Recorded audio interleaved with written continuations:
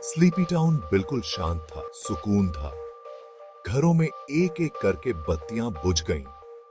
सब सो रहे थे, माइकल को छोड़कर। वह अपनी खिड़की से बाहर देख रहा था, चांद को।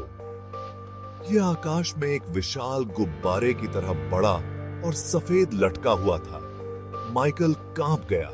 उसे वह तरीका पसंद नहीं आया जिस तरह से चांद उसे घूरता हुआ लग रहा था। काश उसने पर्दे बंद कर दिए होते। एक धीमी गड़गड़ाहट ने उसे कूद दिया। उसका कुत्ता स्पार्की उसके बिस्तर के नीचे घुसा हुआ था। कुछ तो गड़बड़ थी। माइकल ने सबसे पहले रंग देखा, रेड, खून जैसा रेड। चांद अब कोमल सफेद नहीं था, यह एक भयानक लाल रंग के साथ धड़क रहा था। गड़गड़ाहट फिर से आई, इस बार और तेज।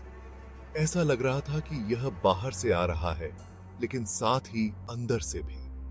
एक गहरी गड़गड़ाहट वाली आवाज जिससे उसकी रीढ़ की हड्डी में ठंडक दौड़ गई। स्पार्की एक बार भौंका, फिर चुप हो गया, बिस्तर के नीचे छिप गया। उसकी फुसफुसाहट छोटी भयभीत फुसफुसाहट में बदल गई। माइकल की रीढ़ की हड्डी में एक सिहरन दौड़ गई।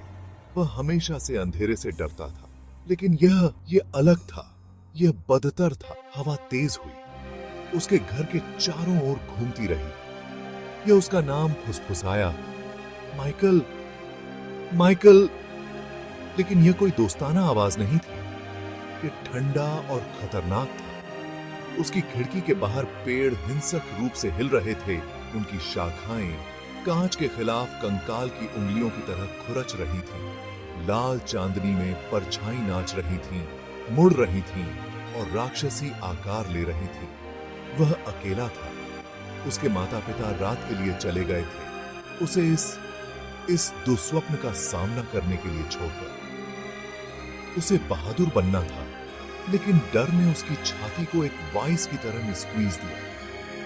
छत पर कुछ गिरा, फिर से, इस बार और तेज। माइकल ने अपनी सांस रोक रखी थी। उसका दिल उसके कानों में धड़क रहा था। दीवार पर परछाई फैली और आकार लेती गईं। वे माइकल की ओर लंबे और टेढ़े मेढ़े हाथ बढ़ा रहे थे। उसने आंखें मूंद लीं, पर फिर भी वह उन्हें देख सकता था।